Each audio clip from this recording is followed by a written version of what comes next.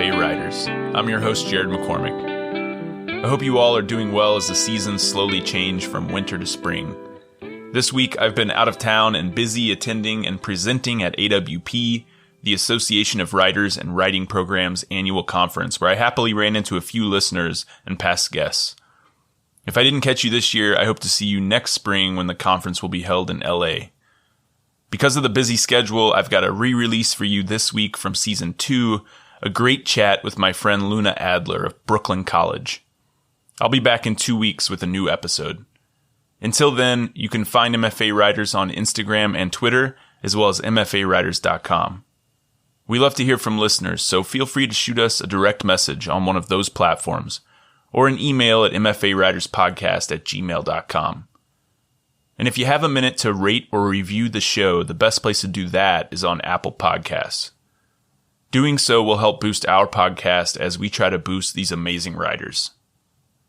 Also, if you or someone you know would like to be a guest on the show, you can apply at mfawriters.com. On that same website, you can also click the support button to support us financially, if it's within your means. Or you can do so by going directly to buymeacoffee.com/mfawriters.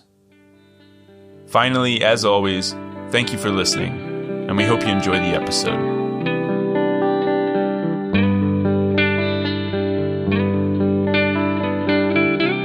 Welcome to MFA Writers, the podcast where we talk to creative writing MFA students about their program, their process, and a piece they're working on. I'm your host, Jared McCormick. Today I'm with Luna Adler, a Brooklyn-based writer and illustrator. Her words, art, and comics have appeared or are forthcoming in Bon Appetit, Bust Magazine, Interview Magazine, Literary Hub, Gossamer, Autostraddle, Electric Literature, Backpacker Magazine, The Rumpus, The Belladonna Comedy, Hobart Pulp, and Lux Magazine, among others. She's currently an MFA candidate in fiction at Brooklyn College, where she was a recipient of the Truman Capote Fellowship. She is a fiction editor for the Brooklyn Review and a reader for Pigeon Pages. Today she's going to read an excerpt from an essay she wrote for Backpacker Magazine. I learned the basics of bear trapping at age 8 when I attended a week-long junior ranger camp. The experience took place at a state park on the eastern seaboard and was led by Park Ranger Dan Danners, whose name has been changed but whose pseudonym resembles the original in both style and structure. Danners was an extremely enthusiastic yet accident-prone ranger who had, for reasons that remain a mystery to me, been trusted with teaching a group of small children wilderness safety and survival skills. After a week of activities in which we would check off basic objectives like hiking, water sports, and bear safety skills, we would supposedly earn our junior ranger badges. My godmother drove her son Max and me to the campground, where Ranger Danners introduced himself, shaking the parents' hands and saying hello to us wannabe rangers. I remember him as rotund, grizzled, and whiskery, but like nearly everything about the week, it's possible that my memory is skewed by the fact that I was a very small child. The campers and parents pitched our tents, grilled hot dogs, and gathered round the fire. Then Ranger Danners settled back in his canvas chair and proceeded to relay a ghost story so grisly, disturbing, and wholly inappropriate that a parent had to step in and cut the festivities short. This is the worst thing I've ever heard, I remember thinking, and promptly repressed the entire tale. But Max did not. It was the one about the sleeping bags that consume children, he said when I called him recently, as if he'd been waiting 21 years for me to ask this very question. The yarn ended with a pile of children's carcasses entombed in sleeping bags in deep Appalachia, bones picked clean of meat. While I hadn't remembered the story, I do recall not being able to sleep. Not because we refused to crawl into our sleeping bags or because the ground was hard, although we did and it was, but because half of us were sobbing and the other half were listening to them sob. The next day, excited to officially begin our junior ranger journey, we bid our parents goodbye and set off after Ranger Danners. We would start by learning hiking skills. "Good idea," Danner said when one of the aspiring junior rangers took off his shoes. "I like to hike barefoot too." We followed Danners through a meadow filled with elderberry, bee balm, and yarrow, past a clump of rhododendrons and tulip poplars, and over a slapdash footbridge. Then we heard a cry. The barefoot kid was sitting on the ground beside something sharp. A rock, a piece of glass, a rusty nail. I don't remember, but there was blood trickling from his foot. Danners began rooting around in his backpack for his first aid kit. It wasn't there. He patted his many pockets but came up empty. "Okay, kids, plan B." Looking at the child, who was growing increasingly pale, Danners instructed us to search the woods for comfrey, a medicinal plant he had no photo of and wasn't able to describe very well. We were late coming back. Danners carried our injured comrade, his foot bandaged chaotically with leaves. "Just a little mishap," said Danners, placing the boy on the ground. His mother rushed over. "Better luck tomorrow." The following morning, Ranger Danners surfaced 30 minutes late looking haggard. "Today," he said, "we would be paddling out on the lake to learn about water safety." It was a lovely day, and I remember feeling optimistic. Maybe things would start to get better. As we neared the middle of the lake, three to a canoe, thunderheads appeared. "The weather report did call for fierce thunderstorms," he admitted as sheets of rain descended and the water grew choppy. But what do they know? When the first bolt of lightning flickered, we were well past the halfway point. "Too dangerous to turn around now," said our slightly too fearless leader. By noon, we were trapped on the far side of the lake, our canoes lined up along a near vertical embankment with no discernible docking area, floating above a dam several dozen feet high while a lightning storm raged. Ranger Danners extracted a piece of rope from his canoe, tied it to a flimsy-looking root sticking out of the bank, and encouraged one child from each canoe to hold on to it. "So we don't go over," he said, as if not going over the dam wasn't all we could think about. That evening, after we'd eventually managed to dock and the Park Service's emergency van had collected us, I overheard two of the parents whispering. "Just one more day," one of them said. "Hopefully everyone gets through it okay." Our last lesson, it turned out, would be the strangest yet. Ranger Danners was 3 hours late to pick us up on the final day of Junior Ranger Camp. When he eventually materialized, carrying a McDonald's bag and looking like he'd crawled through a sandstorm, he said it would be a very chill final day. Just a little lesson on bear safety. The parents looked relieved, no doubt imagining a picnic-style lunch accompanied by a lecture on the merits of bear spray. Carrying our lunch boxes, we followed Ranger Danners into the woods. We were in high spirits. Bear safety was the last learning objective before we became junior rangers. Then it would have all been worth it. We entered a clearing, and Ranger Danners announced that today we were going to capture a bear. The plan was to create a shallow pit, bait it, and cover it with leaves and twigs. Ideally, Danners said, the bear would step in the hole, twist its ankle, and, well, honestly, there wasn't much of a plan after that. "Better get digging," he said as he extracted his Big Mac and shooed us away. "Hopefully it'll be a mama bear with cubs." Looking back, I think it's possible that Danners just wanted to occupy us so he could eat his burger in peace, but I can't say for sure. Becoming an adult myself hasn't brought me any closer to understanding this man's thought process. All I know is that we put our lunches aside and set to work making a shallow pit.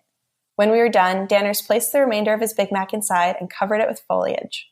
"Run," he said, and we sprinted to the hickory trees ringing the clearing, diving behind them to wait.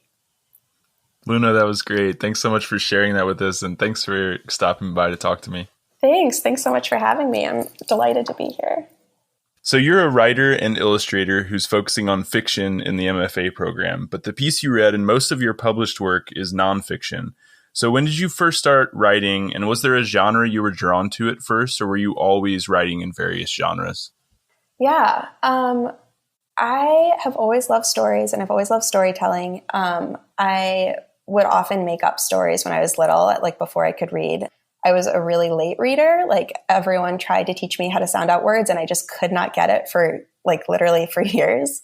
And my little sister started reading. She was like over 4 years younger than me. She started reading before me, and I was like, God, I got to figure this out. And so I eventually did start reading and loved it. I was completely obsessed and couldn't stop reading and really haven't stopped since. But yeah, ever since I was able to actually put words on paper, I feel like I've been writing some sort of something. And it was a lot of very prosy, poemy kinds of fragmentary things, I think, when I was younger. And then short stories maybe in high school. And then I feel like I got really interested in personal essays and creative nonfiction late high school, early college, and started to focus on that a little bit more after I graduated from undergrad. Yeah, I took a lot of creative writing classes in college, but I was an anthro major, and I was doing a lot of film, documentary filmmaking. I was really interested in that. I was illustrating and I was writing, but I was always focusing on telling people's stories. That was always the thing I was the most interested in. And so I felt like anthropology was an interesting major to learn how to tell people's stories. So I kind of focused on that in college, as opposed to being an English major and really knowing the canon. And I loved it. I thought it was so interesting. And I guess I've kind of let that guide me since. So nowadays, like when you have an idea for a story, like how do you decide whether it's going to be fiction or whether it's going to be nonfiction or whether it's going to be in some other kind of form? I feel like sometimes it just feels very clear to me, like this is a thing that happened and I want to record it as true to life as possible. Sometimes there's like a detail of something that I observe or someone's telling me a story and I'm like, wow, that detail is like so amazing. I want it to be in a story I wrote, but it's not. I'd like it to be in a fictional story. Yeah, right. One of the things that's funny about writing nonfiction versus fiction is that I think a lot of people think like the nonfiction is like more vulnerable or more exposing. But I also often find that like the fiction is the thing that feels more vulnerable because you're not really delineating what is from your life and what isn't. So people make a lot of assumptions about like where you're getting it from when it might not actually be your own story. I always ask these questions and then immediately feel bad asking them because they're kind of impossible questions to answer, right? I mean, I feel like process is such like an amorphous thing and it's so hard to just like explain it to say like, oh, this is like exactly how I decide whether it should be a fiction story or a nonfiction story. And often it's like intuition, right? Like you start writing, at least it is for me. I don't want to say that I know process is also very different for each person, but I find that like I'll have an idea and I might think it's going to be in a certain form, but once I start writing it, like it becomes clear somehow, like I intuit that it needs to be in another form. Do you have the same experience? Yeah, I totally get that. I feel like I like to joke that I don't have like I have a kind of tenuous grasp on reality. So often like I'll be writing something and I'll be like, oh, maybe I think I'm starting out with something that's nonfiction, but by the time I'm done, I'm kind of like, I think these things happen, but I've like retold myself the story so many times that I'm pretty sure I'm adding in things that maybe aren't completely true. Right. So I feel like it's always a mix. I mean, memory is fiction in a lot of ways, right? I mean, the way we remember things is not often the way that they actually happen. So yeah, I mean, I feel like there's another conversation that we can have that I think people have been having forever, which is like, what is the difference between fiction and nonfiction? Is there a difference? And when you're writing, do you ever try to work across those boundaries in like the same piece? I feel like when I work across them, I have one piece that I've been working on for a long time and it started out as an essay. And at some point I really wanted to take it in a different direction. So I tried to rewrite it as fiction. And I don't feel like I've really figured out how to tell the story. It's kind of in a liminal space between the two at the moment. And I think like that's fine, but I'm gonna have to figure it out a little bit more before it can be done. Like it needs to go in one direction more specifically. But yeah, I feel like, so for the essay I just read, the beginning of it, like that happened 21 years ago when I was 8. And I have like very distinct memories of junior ranger camp and being terrified and being on this lake and having a lightning storm roll in. And a lot of things I wasn't even able to include, but I'm not totally sure about everything that happened. And, I called my mom who wasn't there. Like she'd sent me with my godmother and I was like, do you remember me talking about these things? And then I called my godmother and we had a long conversation. And then I called Max, my friend who I mentioned in the essay, and we all remember different things. And there's some things we're able to back up and there's some things we're not. And I went onto the website of this junior ranger camp and tried to see like what their actual objectives were. Because at this point, it's like very blurry to me what they were even trying to teach us. But at this point, I'm like, yeah, it's creative nonfiction. It's, it's what I remember. It's what other people remember. There are details in there that when Max told me them, I was like, oh, I think that happened, but I'm corroborating a memory that I don't have. Right. I mean, I almost exclusively write fiction, but it's interesting because sometimes, a lot of times maybe, my stories will start with something that happened in my life, some memory that I have, or some feeling that I remember from a time in my life. And then like, I'll build a fictional story around that. But that's starting from a place of nonfiction, right? And then moving towards fiction. So you mentioned that you're working on a story now that like you're kind of in that liminal space between fiction and nonfiction. You don't know what it's going to be or what it wants to be. How do you navigate that space? Like from just like a process standpoint, like, does that scare you to be in that space? Does it like intimidate you? Are you like dreading working on that piece, or have you gotten to a point where you feel comfortable being in that kind of unknown space and like letting the piece kind of figure it out over time? I mean, I spend a lot of time putting things away and trying not to think about it too much and then coming back to it with fresh eyes. And like, that's what I'm doing with that piece right now. So I don't know what's going to happen with that. I think our fiction processes are really different. Like when I sit down to write a story, it rarely is something that's happened to me. It's usually more like language based, where I'm like really interested in tone or rhythm or like some sort of way a character is speaking. And like I build from that. I feel like a little bit jealous because sometimes I'm like, wow, I wish I could start with something that happened to me and then build on that and make it into, fiction or autofiction. But when I try to write fiction and base it on something that is actually real or true to my life, I find that like my imagination gets completely stumped. Oh, interesting. Yeah. So I feel like it's very different parts of my brain that I try to access when I'm working on fiction versus nonfiction. And I think that's why I'm having so much trouble with the story that has like traversed multiple genres at this point. I like what you said about putting a piece away and like trying to kind of forget about it and not think about it for a while and then come back to it with fresh eyes, because I think that is super useful for me as well.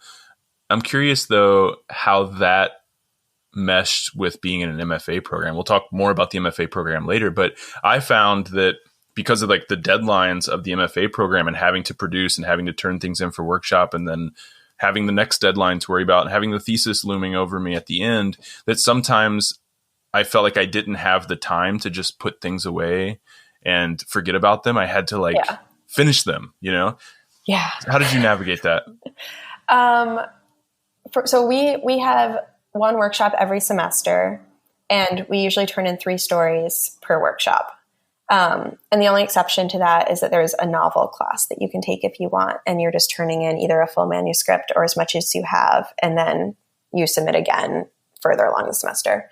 So I was able to produce new things and then put them away for a long time for the workshops until I got to my thesis, which takes place like over the entire second year, and you have a different advisor each semester. And it's pretty loose. Like you can do whatever you want as long as you're working on revisions. And yeah, I felt like I got, some really good notes from my advisors. I really liked my advisors. They were really good readers. And I was able to revise, but I don't think I was able to revise to the extent that I would want to be able to revise on those stories. And I think that's just because I need to put them away for 6 months, and like, that's what I'm planning to do with all of them. They're like, I'm not excited about all of them, but the ones I am excited about, I'm not going to look at them for a good 6 months before I start working on them again. Yeah, I had that exact same experience. I think I originally went into the thesis or into the program thinking about the thesis like, oh, it's going to be like this finished product that I'm going to be super happy with, right? And then because of just like the time crunch and like you said, like not being able to fully approach the stories from a process standpoint in the way that I would normally, because I had the deadlines I had to meet, because of that, the stories feel unfinished to me in some way. And I feel the same way. Like they just need to go away for a while and then I'll return to them and figure them out. Yeah. There's this thing one of my professors, program directors, Josh Henkin, who's really amazing. He taught my workshop this last semester, and he was telling us like there's all these different forms of time in writing. And we had this joke that we also have workshop time, which is like when you just turn something in because you have to turn it in, and it's like none of the problems are really problems that you can't solve. You can solve all of them, but you're writing on workshop time. So yeah, there was a lot of that. Well, before the interview, you told me that you have many, many different ways that you gather inspiration. And I always find it interesting to hear about how people get ideas for their stories. So what are some of the ways that you find stories coming to you? Just in terms of like being inspired to write, I listen. Do you know the Longform podcast? Yeah. Like a journalism podcast? Yeah. I listen to that a lot. I re-listen to a lot of my favorite episodes, and that generally just like gets me inspired to write, just learning about other writers who I admire and like what their process is and how they approach craft. So if I just need to like get into the headspace of like wanting to create something, I'll listen to that. I do a lot of brainstorming while I'm like taking long walks and going on bike rides. And I feel like sometimes when I'm like writing, really, I'm just cleaning my apartment over and over again. And like, you can tell how much I'm trying to write by how clean my apartment is. It's been during my thesis, like the last few weeks of my thesis, my apartment was just so clean. So I do a lot of that. And like, I tell myself stories. Like if I think there's something I might want to write about, I'll tell it to myself in my head and try to figure out how I would tell it if I was telling it to a friend or whatever. Or sometimes I will call a friend and like tell them that story and see what they're reacting to and what they think is interesting. And I have a lot of friends who work in storytelling in different mediums. So like I have a lot of podcast producer friends and songwriting friends and like video editor friends.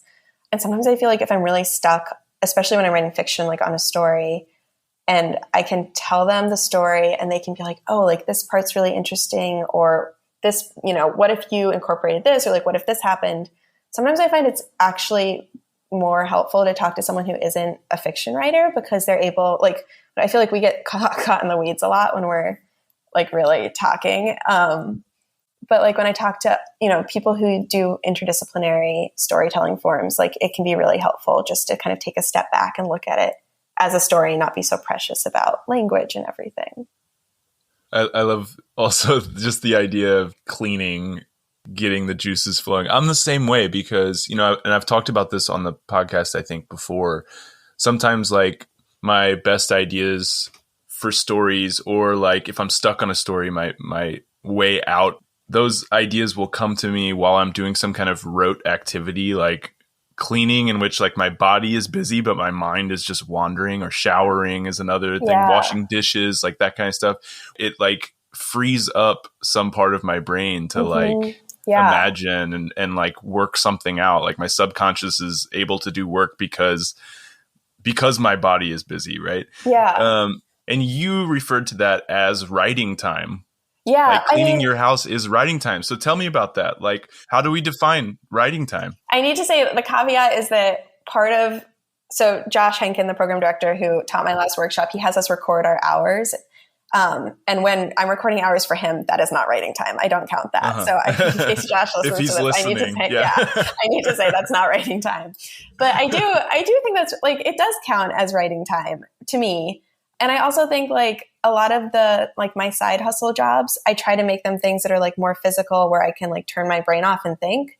I spent a lot of time, like a year and a half, working for an artist, doing like large scale installation and like printmaking work after college. And I feel like I got so many ideas while I was doing that, because I had 10 hours where I was just doing like intricate, hand painting work or whatever.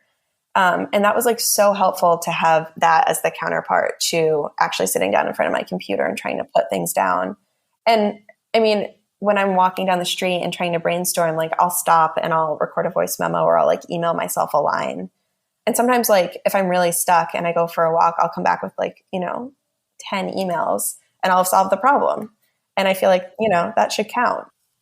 Yeah. I know everyone's writing process is different, but for me, I'm not sure that I would be able to like produce really good work if my day job was also related to writing, because I think it is important for me anyway to like get away from it and to do something completely different, and to do something physical, especially seems to just get my juices flowing in a way that like being on a computer all day like stunts my writing, Yeah, I feel like babysitting is like one of the things I've done over the years. And I remember being in like edits for an essay that I was working on, and the baby was like napping in the carriage, and I was sitting there like kind of like pushing her so she didn't wake up. And I got into this point with this essay. It was pretty short, and to the point where like I'd memorized the whole thing pretty much, because I just like looked over it so many times trying to make it work. And I was just like pushing it and just trying to edit it in my head. And like, I don't know, it's so helpful. It's so great. Like that's often how I do edit things. You mentioned that you have to record your writing hours for a professor. Was this just like one semester, or was it like your entire time in the program? Because that's a super interesting idea that I haven't heard other MFA programs doing. Yeah, well, since it's the program director's thing, there are other instructors who also ask you to do that, but he's the only one who I had who asked me to do that. And you're supposed to aim for 18 hours a week, which is 3 hours a day with 1 day off. But you can fit it in however you want. It doesn't have to be that. And one thing I really appreciated was that we would all come to workshop and write down our hours on a piece of paper and turn it in without our names on it. So he would average it out and he'd be like, okay, we're at 12 and we should be higher. And he was always like, can we just get 1 week where we hit an average of 18, please? And like, when we weren't hitting it, he would be like, okay, like what if you started writing on the train? Like that would add 30 minutes of writing time per day. But yeah, I've never recorded writing time before. Sometimes I've done word counts, but I've never done writing time until this semester. I also tend to write in like very short bursts with a lot of breaks. So when I am recording it, I have like a sticky note and I'm like, 110 to 115, like 145 to 2. And then like I have to like add it up at the end of the day and I feel like completely unhinged. But it is nice. Like it's nice to see how many hours you're actually devoting to fiction every week. And I think it was a lot more than it would have been if I hadn't known that I had to go in and write that number on a sticky note. So in what ways do you think that process and just being in the MFA program in general has changed your writing and your writing process? I think one of the things about this program that's, different than maybe going to like a fully funded program where they give you a stipend, is that most people are working while they're in the program. Some people are working full-time, some people are freelancing or working part-time, but almost everyone has some sort of other thing that takes up a lot of their time. And I mean, that can be a downside, but it also really forces you to figure out how you're going to fit writing into your life in like a long-term sustainable way, where it's not just like a really beautiful 2-year break from life. And I think I was already freelancing. I was already trying to fit writing in different ways, but having like a whole group of people who are trying to figure this out together was really helpful. And I think one of the things I'm leaving the program with is like much more of an understanding of when in the day I like to write fiction, what needs to happen for me to write fiction by the end of the day, when I need breaks, when it's like a good time to take a couple days away from something, and just how to have a life and be a writer at the same time. I think that's been a huge thing that the program's given me. I think that's a really important lesson for all of us to learn in an MFA program. I think it's a big part of MFA programs. This is try to like give you a chance to figure out how you're going to fit writing into your life once you're not in the program. So what about your writing though? I mean, like, so you read nonfiction for us, but I'm curious to hear you describe what your fiction is like and how that's changed since you've been in the program. I think I started out writing a lot of very muted kind of melancholy stories, which was like what I thought a short story was. That was what I applied to the program with. And that was kind of what I was grappling with the first semester. And then towards the end of the first semester, I felt like it wasn't quite clicking, like what I wanted to do, what I was trying to do. And my workshop instructor was like, it's going to click. You just have to keep trying, keep figuring it out. And then towards the end of the semester, I wrote this kind of like totally unhinged story about a physics prodigy in Scotland. And like, I just had a lot of fun with it. And I started to play with writing in a more like absurd, heightened, kind of like Technicolor way. And I was like, oh, this is really fun.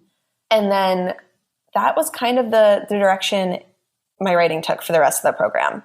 And that's something I've been trying to figure out, where there's like a lot of emphasis on language and they're not magical, but they're not quite of this world. And that's the thing that feels like the most alive and interesting and exciting to me. And one of the things I've been really trying to figure out this last semester is how to do that without getting too absorbed in the language or like the quirkiness of the world. I think a lot of the time I'll like write dialogue and I'll be like, oh, this is like fun. And then, it's like snappy or whatever, but it's not necessarily like what a character who's having emotions would be saying in this situation. Right. So trying to find that balance there. Yeah. Trying to write not just from like a language place, but also from a character place.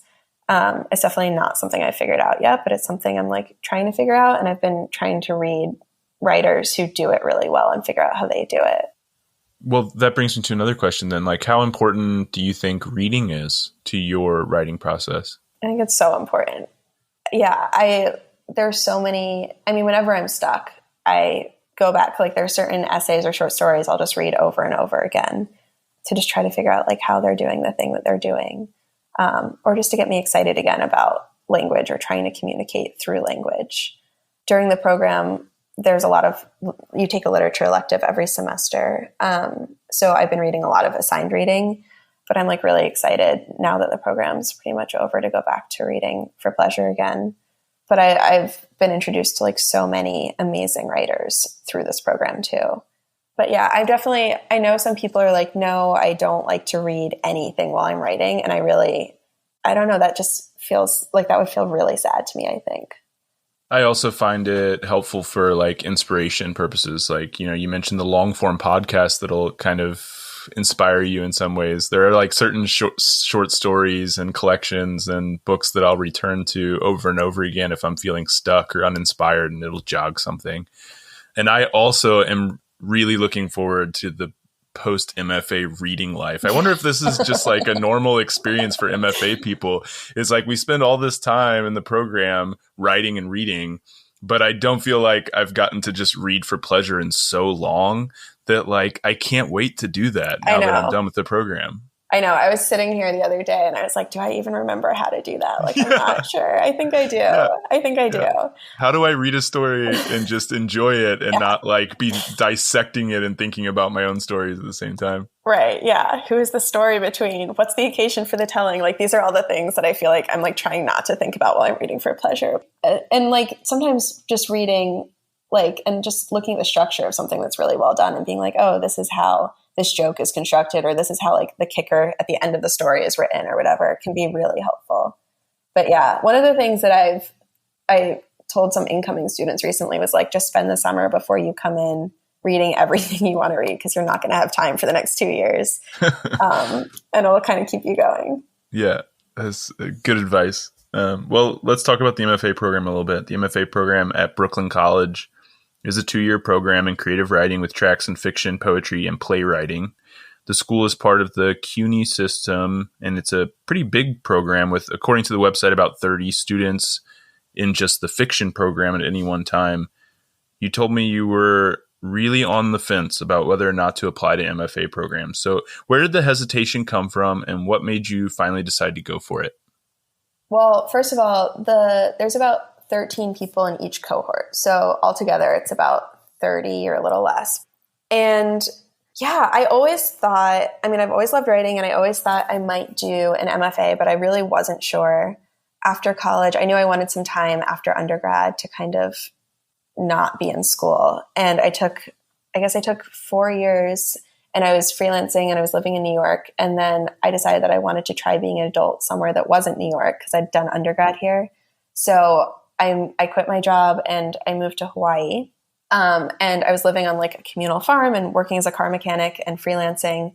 And I was like, now would be a good time to do like a practice round. I was like very non-committal. I was like, okay, I don't know if I can commit to this, but I can try doing a practice round of applying to MFA programs and just kind of get myself together and like see how it goes. So I applied to 4 of like the top funded programs.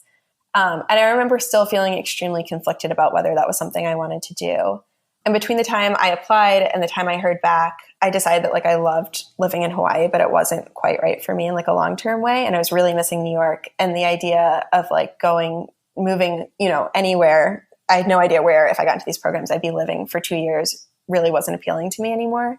And then I ended up not getting into any of them. And I remember feeling like a little bit disappointed, but also kind of relieved. So I moved back to New York. And by the time the applications rolled around again, I wasn't really planning on applying anywhere. And then I woke up one morning, like 2 days before the Brooklyn College application was due. And I was just like, I have to apply to this program. Like, I have no idea why, but I was just like, I got to apply. I can keep my whole life here, which was really nice. Like I can keep writing nonfiction. I can keep my friends. I can stay in my apartment, but I can like enhance it with this opportunity to really focus on fiction. So I applied and I got in, and that was right before the pandemic. Yeah, I was really excited. It was like I'd gotten to a point where I felt very stuck in my fiction, and it felt like a good time to try to introduce some other sort of inspiration or structure. And it ended up being really amazing timing, because then the pandemic hit and all of CUNY shut down the day I was supposed to visit the campus. So I'd never seen the campus, and we were on Zoom for the first year, fully on Zoom. And my partner at the time and I had gone out west. We were fully remote, and we were like rock climbing and staying in Airbnbs. And I was Zooming into classes, and it was so amazing to have like this cohort of people who were all new friends and who really wanted to connect, and who were also sitting at home and like sad and scared and bored and all those things. Yeah. And it's not like it wasn't an ideal way to do the program. I'm sure you also experienced that, but it was such a lifeline to have 13 new friends who were like very active on WhatsApp, who wanted to talk about writing, and who were reading the same things I was reading. It really worked out perfectly in a lot of ways, I think. So you think it was a good decision in the end? Yeah, I'm so glad I did it. I have no regrets. I loved it so much. Well, I'm curious to hear a little bit more about the hesitation, though. I mean, I know you had already published quite a bit of nonfiction before you entered the program. So I guess I'm just curious to hear like what your thought process was and how you thought about whether or not the program would be worthwhile, or what that even means for an MFA program to be worthwhile for someone. Yeah. I mean, I knew I didn't want to do a program where I would take on a lot of debt. That really wouldn't be worthwhile. I took on undergrad loans and I'd finished paying them off, and I was like, I really, really don't want to do that again. So that was a big thing. I knew I didn't want a competitive program. I wanted like a really supportive environment. I didn't think I'd do well trying to produce creative work when there was like a lot of pressure and competition. But yeah, I think I was a little hesitant because I felt like I was kind of finding my way very newly in the publishing nonfiction world. And I wasn't sure if like becoming more insular and working on maybe longer projects or like some sort of novel draft or something that's going to take a lot longer, if that would be like a good move, or if I should just really try to move like full steam ahead with nonfiction. And I think ultimately it really ended up enhancing my nonfiction and just the way I look at writing and being a writer in general. But yeah, I don't know, everyone has a different opinion, and everyone shares their opinion about whether or not an MFA is worthwhile with you.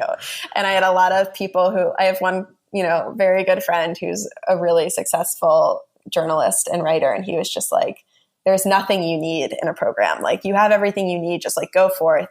And I listened to him for a while. And then I was like, no, I'm really curious about this other thing where I can kind of just concentrate on fiction and be in a bubble for 2 years and see where that takes me, and see if it helps me feel a little bit less stuck with fiction, or, decode or demystify fiction a little bit more.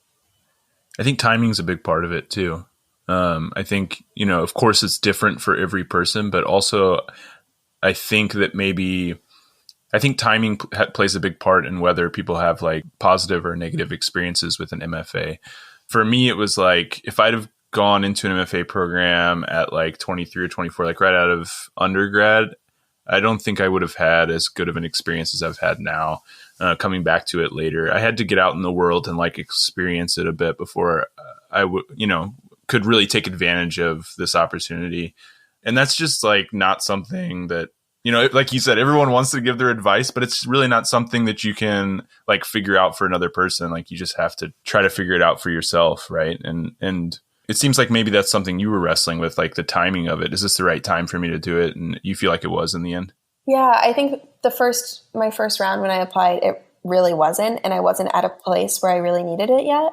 And then by the time I applied for the second round, I really, really was like, I feel very stuck, and I feel like I don't know what I'm doing, and I don't know how to be a writer. And like, I could really use some camaraderie and some structure and like a little bit of inspiration, I guess. And it just felt like I didn't know what else was the right thing. So I was like, all right, we're just going to try this. But yeah, I'm really glad I didn't do it straight out of undergrad. I think that's definitely the right decision for some people. It wouldn't have been the right decision for me at all. I was really excited to be out in the world and to work and to travel and, build a community and make friends and see what I could do on my own for a while. Although I am really jealous of my classmates who are like 25 and are as good at this as I am. I'm like, oh my God, if I had an extra 10 years to work with, that would be awesome. Yeah, that would be so nice. So you mentioned the idea of like wanting to demystify fiction a bit through the program. I was going to ask, because you had all this experience with nonfiction, what made you decide to focus on fiction in the MFA program? I mean, I love reading fiction. I've always found that it feels like when it's going well, at least, definitely not when it's not going well, but when it's going well and I get to write fiction, it feels like going to like the best amusement park, and just like getting to ride the rides and being like, this is so fun. And like anything can happen. I think a lot about, that Ira Glass quote about the gap between what you're trying to create and where you are. and how like you just have to keep practicing something until you can close that gap. And it takes a really, really long time. But if you don't give up, eventually, hopefully that gap will close between what you're trying to create and what you are creating. And I feel like I was kind of at a point where I was like, I'm either going to give up because that gap is so big, or I'm going to try to do something to close that gap a little bit and see if I can make some progress. But it's like getting too depressing to stay where I am and just see that the hugeness of that gap looming in front of me. And I mean, I think that that gap probably exists for your whole life in some sense, and it probably changes. But I definitely feel like I understand a little bit more like what I'm trying to do even though I'm nowhere near doing it, I'm like, okay, I can kind of see where I would like to go with this. I think that's one thing that an MFA program can really do well for people is narrow that gap kind of quickly, right? It's like an accelerant. Like you could do it on your own. Like you could, by reading and writing, just like getting a library card, you could eventually close that gap on your own. Right. But there's something about the MFA environment being thrown in with a bunch of other people who are trying to close that gap as well. And being able to interact with professors who are doing it for a living, who have already gone through that and figured something out, right? Somehow I feel like it accelerates that process a little bit. Totally. Yeah. And, it's not, the MFA program's not going to make you like a successful novelist, right? But it will kind of, I think, close that gap more quickly. Yeah, I think so. Hopefully. I think it's also really nice to work with professors who know, like they can see what you're trying to do and hopefully expedite that a little bit. But I think just having that experience of having worked with so many different people who are all trying to do the same thing, even if it's a very different thing they're trying to do, can be really great. Yeah. And of course, there are lots of variables that can get in the way of that. But yeah, even if like the professors that you're working with aren't doing exactly what you're doing, seeing like all of these different ways of writing and all of these different processes and hearing all these stories about what other writers had to go through to get to where they are now, I found really helpful in my program. I don't know if it was the same for you. Yeah, I think it's super helpful. Yeah, some of the best teachers I've had have done things that are very different than what I'm trying to do. But I think they've been really good teachers because they've been able to figure out how to help me get from point A to point B, or at least how to consider point B so that I can maybe try to map a way to eventually get there. And that's one of the things that's been really helpful in the program is having people who are able to be like, oh, this is really different than what I do, but I can see where you're trying to go and I can kind of try to help you get there. So having like turned your focus towards fiction the last couple of years, how do you think that's affected your nonfiction? Like, have you still been able to write nonfiction while you're in the program? And if so, how have you seen the fiction influencing your nonfiction and vice versa? I have still been able to write nonfiction and publish some nonfiction. It's definitely taken a back seat, especially this past year, which has felt fine and good. There are a couple essays that I have that I'd like to write that I have in my mind or that I have notes for. But I actually, because I like to have something happen and then give it a lot of space between writing, like between it happening and writing about it, in some ways it's actually worked really well. Like my sister who I live with has been like, please stop telling people about this. No one's going to want to visit. But back in September, I got scabies, which I had no idea what it was. And I thought I was just having like an allergic reaction to something. And because I didn't realize it was a thing that had to be treated, and I thought I was just like stressed and having a stress rash, it went on for a very long time. And I've been like, oh, I think at some point I will probably write an essay about this because it was such an uncomfortable, ridiculous experience. And I happened to be at a wedding with my then partner's family. And like we had to, leave the ceremony 3 times to apply topical Benadryl all over my body. And it was like a whole thing. But so like when I was in that, I was like, okay, I'm in agony. I'm going to take some notes. And I assume at some point I'll probably want to write about this, even though a lot of people are telling me not to, because they don't think I want to be the face of scabies. But I feel like I need time because I need like an essay only works. You can have an amusing premise, but it only works if there's like some sort of takeaway or some larger thing that you're saying. And I don't know what that thing is yet. And I'm like, I don't know if this is going to be an essay about scabies and capitalism or like scabies and heartbreak, but like there needs to be something weightier there, right? For it to really work. And I've been too busy to write it anyway. So I think in some ways it's worked really well because having this program is like, I have a lot of things I want to write about that are nonfiction, but I haven't had the time, and it's giving it time to kind of brew. And I'm really excited to spend the summer kind of getting back into all of those things. Well, I wish I could be in the room when you tell your sister you brought up the scabies story on the podcast. She's going to be so mad. She's very supportive. I think it'll be okay. Okay, good. That's awesome. Well, you mentioned earlier in the interview that novel writing workshop that they offer at Brooklyn College. I want to talk about that a little bit. According to the website, the program typically offers 2 traditional short fiction workshops and 1 novel writing workshop each semester. And the novel writing one sounds like pretty unique. That's not something I see at a lot of programs. So what was that experience like? I think that's one of the things the program does really well and is super unique, where a lot of times people will be workshopping a novel in an MFA program and they'll bring it to a short story workshop and be like, here's 20 pages, let's talk about it. And I've never seen it go super well. I'm sure it has at times, but I feel like you end up spending so much time explaining what's going to happen later that you can't really deal with the whole novel as a concept.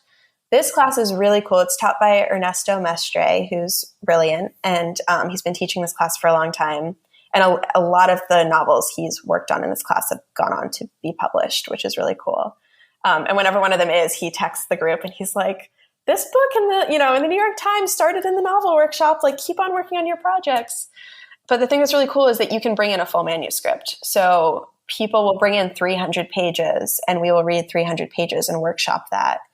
And if you don't have 300 pages, you can bring in whatever you have and, we'll work with that. But I mean, there was one person who you're up for submission twice and she brought in a 300-page draft of a novel. And then she brought in a second full novel draft for her second workshop.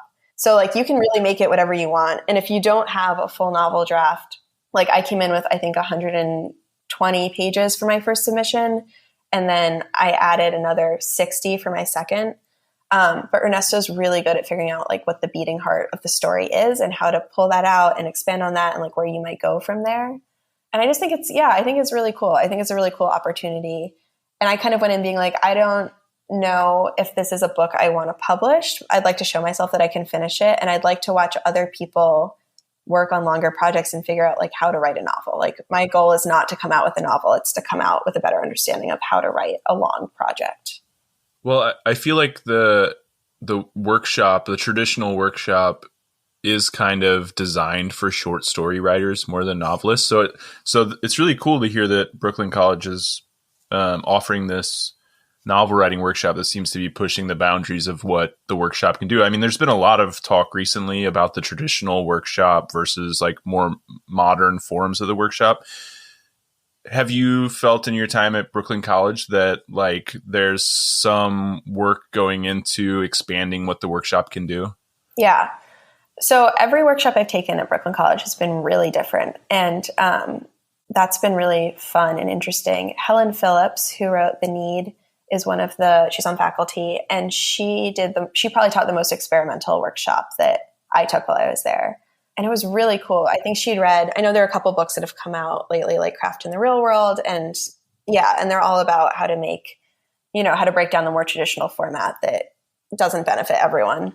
And so she brought a couple of really cool things where I think this has changed even since I took this workshop. I think she taught it differently this last semester, but we were all on Zoom. This was my second semester, and we could choose how we wanted people to workshop our work. So we could be like, I'm going to lead the discussion, or I'm not going to lead the discussion, or I want everyone to draw my story. So like for one person, she was like, I'd like everyone to just spend 10 minutes with crayons drawing the story.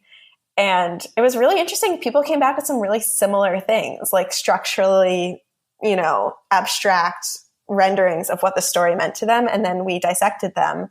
And she was like, that was really, really helpful. We could have done a dance. Like there was an option to have someone do a dance in response to your story. There were like a lot of different options. You could choose whatever you wanted or what you thought would be most helpful. And then typically you send in, like everyone in the workshop writes you a letter about your story in response at the end in like a traditional workshop. And we had the option to either do that or we could do a creative response. And a creative response could be like you write the scene that you think is missing from the story, or you write fan fiction, or you write like a letter from one of the characters. And some of I think there was one person in my workshop who wrote a fan fiction scene for one of the stories I turned in, and it was so helpful. it was like, it totally changed the way I was looking at the story and the way I worked on revisions. So I loved it. Yeah, I think it's really cool. And I love that people are out there trying to change this very traditional structure that's been in place for so long. Well, I mentioned earlier that the program's fairly big. So I'm curious if you felt like the professors in the program have been available and supportive to you. Yeah, I think that's like one of the things that's really special about the program. I feel kind of gross. I'm just like, yeah, I just love this program so much. Yeah. I mean, I have friends who've gone to programs where they're like, I could not get in touch with my advisor, or, you know, it was 20 emails before I could get a response. And the professors at Brooklyn College are like on top of it. I feel like if you're not reaching out to set up like your thesis meetings, they're like reaching out to be like, hey, when are you free? Some of them will read work outside of workshop or like over the summer, or they'll be like, hey, why don't you turn in the next draft of the story over winter break so we can discuss it? So just like so generous, so sweet. I think they really care. And I've been like really shocked by how much, I don't know how they have the time to be so there for all of the students, but my experience of it has been like they're extremely generous with their time and extremely supportive, and they really care. That's great. And what about the sense of community amongst your cohort? You mentioned that like you were navigating the pandemic while in the program, so that makes it harder, but have you felt like you've been able to develop some good relationships with the other students in your program? Yeah. I think I mentioned our very active WhatsApp thread at the beginning of the pandemic when we really weren't able to meet in person. And then we did a lot of like picnics in the park and things outside before vaccines were out. And then I think once everyone was vaccinated, we were trying to figure out a way to like do some expedited bonding. So we rented a house in the Poconos for a weekend, and we all drove to Pennsylvania. And, you know, there were 13 of us in this like 3-bedroom house, just like hanging out and grilling and going for hikes. We went on like an infamous 12-hour hike that we couldn't get off of. Yeah, it was super fun. It was great. So I feel like we've definitely been able to figure out how to do that. And I definitely have friends who I think I will be friends with for a really long time. And then I don't know if other programs do this, but we have bar nights on Thursday nights after workshop gets out, because everyone has workshop on Thursdays. And we all know that we're just going to this bar where we are every Thursday. And that's been super fun now that we're all in person again and we can do that. And people hang out a lot outside of the program. We had like 3 birthday parties this last weekend. It was like a birthday party marathon. And everyone was there. You know, a lot of people were there and it was really fun. So I definitely feel like there's been a sense of community. And I'm sure it's different than, you know, a program where it's a very small town and no one's working. Like there's a lot of other stuff going on. But I feel like we do a pretty good job considering how busy everyone is. Yeah, I was curious about that because, you know, you had mentioned earlier that a lot of people are working while they're in the program. So doing the program, taking the classes, doing your writing, and working outside of that, it's a lot, you know, It takes up a lot of your time. So how have you navigated that? Yeah, people are busy. We have different events that like happen monthly that a group of us will go to, and that'll be something that we kind of know, or there's like, you know, some book launch or something, and we'll get in touch with each other. There are a lot of people who are working full time, and they say that it's, you know, manageable and doable, but I think it's probably a lot. Since I'm doing freelance, I do copywriting and a bunch of other things, freelance work, and I'm kind of able to take on more or less depending on how demanding the school load is. But yeah, it's definitely something everyone has to kind of figure out for themselves and figure out if that's like the right structure for them. And there's also part of the way the funding works is a lot of people, it's different I think everyone gets different funding, but, and it changes year to year, but everyone is offered a teaching fellowship that will cover tuition for the second year of the program. So if you want to teach English comp, you can take a pedagogy class and then you can teach you're guaranteed a certain number of time. And I think there's like maybe an optional third year. So there are people also who are doing that, who took that as part of their package. So everyone has different things going on, but I think everyone is pretty committed to creating some sort of community and knowing that like that's one of the things that people say is very important to take out of an MFA program. Right. And when it's not a fully funded program, then, like sometimes those things are a little bit more difficult to navigate. But it sounds like you all have, still created a pretty good community in spite of that. I'm curious to talk a little bit more about funding, because that's cool that like there are teaching opportunities for everyone in the second year. If you accept those teaching fellowships, are you getting like a stipend plus tuition reimbursement, or is it just a stipend? Do you know how that works? If you accept the teaching fellowship, you're getting paid directly. It's going into your bank account. So, you can use it to reimburse yourself. But, and I'm not exactly sure. I think the amount you get paid has changed slightly year to year. So I'm not exactly sure where it's at, but I think it's roughly equal to what the tuition is, a little bit more. Like I received a fellowship that covered my first year plus a little bit more from the Capote Foundation. So I didn't have to worry about it for the first year. And then I took the pedagogy class I thought I would teach. And I realized that the jobs that I was doing freelance, I was making more than I would be teaching. So I decided to keep doing that. And it was a hard decision. I'm sad about it sometimes too, but I think teaching is a really big commitment. And, I wanted more time to write and to focus on the other projects I was doing. How many other fellowships, the Truman Capote Fellowship, you mentioned you got that. Are there other fellowship opportunities, scholarships, things like that to offset the tuition costs? Yeah, there are. I don't know the names of all of them. And it's not like something that's public. And we don't discuss it a lot. So I'm not sure what scholarships or fellowships other people have gotten. I think they try to make it pretty even. I think they try to send everyone something. And I think if you're coming from out of state, that might be a little different because it's a CUNY school and the tuition changes if you're in state or not. I know everyone is in state for the second year, so that's the tuition. But my understanding is that the funding Brooklyn College gets changes year to year, and they do their best to hopefully help everyone out. But I don't think there are any guarantees going in. I think they'll tell you what they can do once you've been accepted. Cool. So just something for listeners to keep in mind if you're applying. It's probably worth reaching out to the program, seeing if you can get in touch with someone and seeing what kind of funding might be available in the coming year and whether it makes sense for you or not. Yeah, definitely. Well, before we go, I want to give you the last word. What's one thing that you think the program does really well, and what's one way you think they could improve?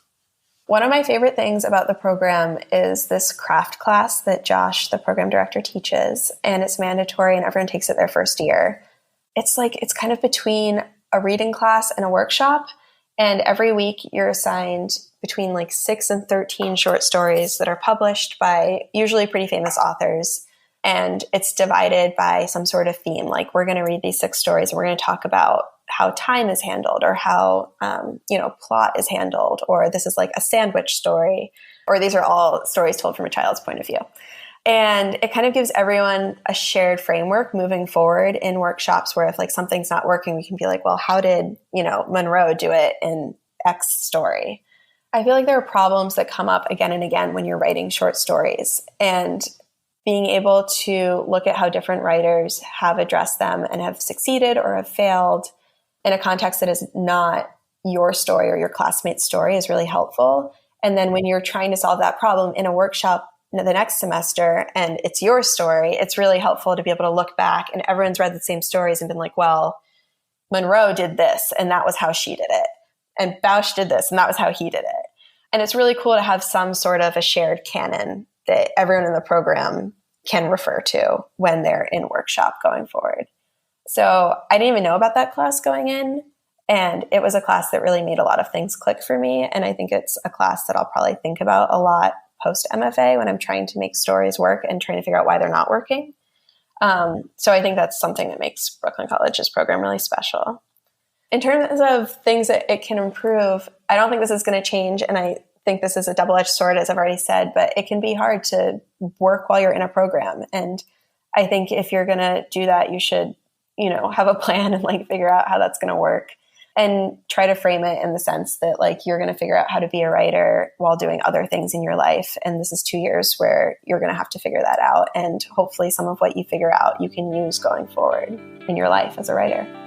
Well, Luna, this has been so much fun talking to you. Thank you so much for coming by and chatting with me. Yeah, I had a blast. Thank you.